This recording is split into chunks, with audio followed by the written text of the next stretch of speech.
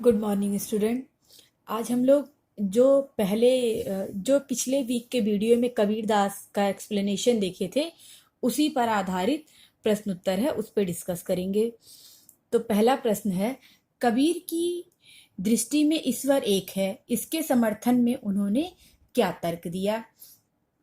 तो कबीर की दृष्टि में ईश्वर एक है, इसके समर्थन में उन्होंने अनेक तर्क दिए। जैसे कबीर के अनुसार जिस प्रकार विश्व में एक ही वायु और जल है, उसी प्रकार संपूर्ण संसार में एक ही परम ज्योति है। इसको तुम लोग पॉइंट वाइज करके भी लिख सकते हो। दूसरा है, सभी मानव एक ही मिट्टी से अर्थात ब्रह्मा द्वारा निर्मित हैं।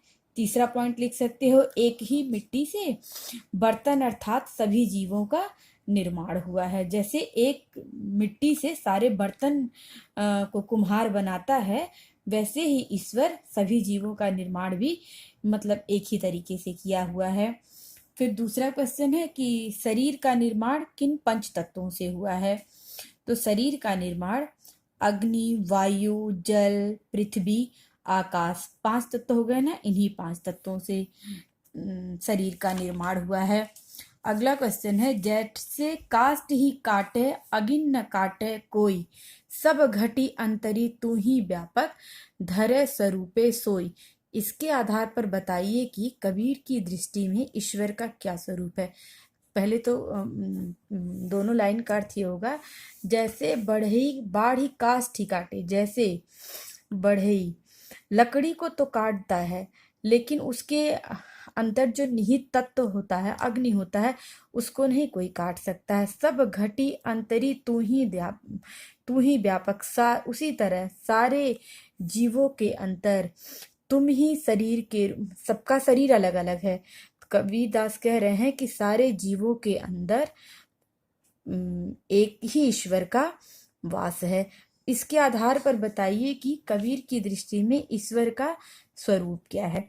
तो कबीर दास जी कह रहे हैं इसमें कि कबीर की दृष्टि में ईश्वर का जो स्वरूप है वो अनश्वर है। अनश्वर का मतलब है जिसे नष्ट न किया जा सके, क्योंकि वह कभी नहीं मरता है, उसे न काटा जा सकता है, न जलाया जा सकता है। वह प्रत्येक मनुष्य के अंदर आत्मा के रूप में निवास करते हैं। इस आधार पर हम कह सकते हैं कि ईश्वर का स्वरूप अनश्वर है, सर्वव्यापी है, निराकार है, वह अजर है, अमर है।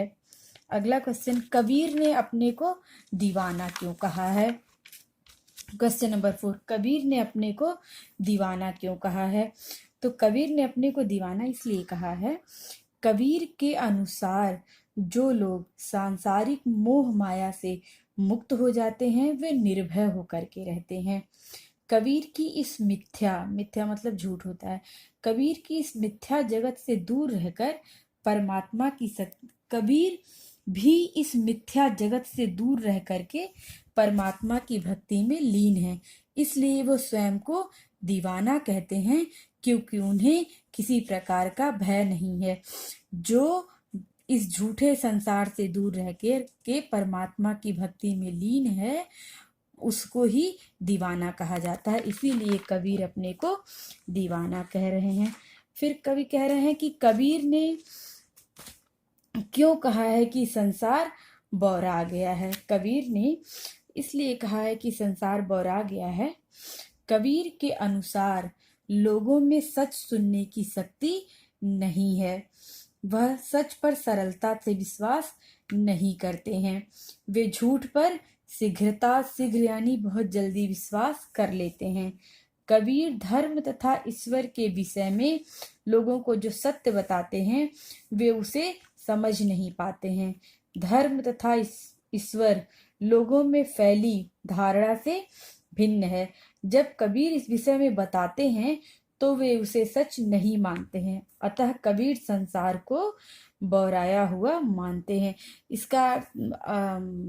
इसका आंसर तुम लोग, जो एक पैराग्राफ था ना, सच कहे तो मारन धावे, झूठ कहे तो जग पतियाना, जिसमें लिखा हुआ था ये ना कि अगर सच्ची बात कहे तो लोग मतलब विश्वास करते हैं, झूठी बात कहे तो लोग मारने के लिए दौड़ते हैं। तो उसमें जो उस पैराग्राफ का व्याख्या होगा उसमें भी इसका आंसर तुमको मिल जाएगा। क्वेश्चन नंबर 6 है, कबीर ने नियम और धर्म का पालन करने वाले लोगों की किन कमियों की ओर संकेत किया है? तो कबीर ने नियम और धर्म का पालन करने वाले लोगों की निम्नलिखित कमियों की ओर संकेत किया है। इसको भी पॉइंट वाइज कर देना। पहला पॉइंट है, प्रातः काल स्नान करने वाले, पत्थरों वृक्षों की पूजा करने वाले जो लोग होते हैं वो अंधविश्वासी हैं। वे धर्म के सच्चे स्वरूप को नहीं पहचानते हैं तथा आत्मज्ञान से वंचित रहते हैं। सेकंड पॉइंट डाल देना, मुसलमान भी पीर औलिया की बातों का अनुसरण करते हैं। वे मंत्र आदि लेने में विश्वास करते हैं। ईश्वर सबके हृदय में विद्यमान है परंतु उसे पहचान नहीं पाते हैं। अब आ जाओ क्वेश्चन नंबर 7 पर। अज्ञानी गुरुओं की शरण में जाने पर शिष्यों की क्या गति होती है? अज्ञानी गुरु यानी कि जिस गुरु को स्वयं ही ज्ञान नहीं है वो अपने शिष्यों को क्या सलाह देंगे? तो इस प्रश्न का आंसर ऐसे लिख सकते हो कि अज्ञानी गुरु माया अहंकार, वो जो अज्ञानी लोग होते हैं वो खुद मोह माया में लिपटे रहते हैं, अहंकारी होते हैं। धार्मिक पाखंड उनको आता है क्योंकि ईश्वर को प्राप्त करने का जो सच्चा मार्ग होता है वो उस पर खुद ही नहीं चलते हैं। धार्मिक पाखंड और बाह्य आडंबर में विश्वास करते हैं और इसी प्रकार की शिक्षा वे अपने शिष्यों को देते हैं। इसी कारण ऐसे गुरुओं की शरण में जाने से शिष्य सही ज्ञान नहीं प्राप्त कर पाते हैं और आखिर में अंधकार की गर्त में डूब जाते हैं, क्योंकि जिनको स्वयं ही ईश्वर की प्राप्ति का मार्ग नहीं पता है वे अपने शिष्यों को क्या मार्ग बताएंगे? अब क्वेश्चन नंबर 8 पे आ जाओ। कबीर की दृष्टि में किन लोगों को आत्मबोध नहीं होता है? ये चैप्टर से बाहर है, एडिशनल क्वेश्चन है, हम लिख दिए हैं तो डिस्कस भी कर देते हैं। इसलिए कबीर की दृष्टि में किन लोगों को आत्मबोध नहीं होता?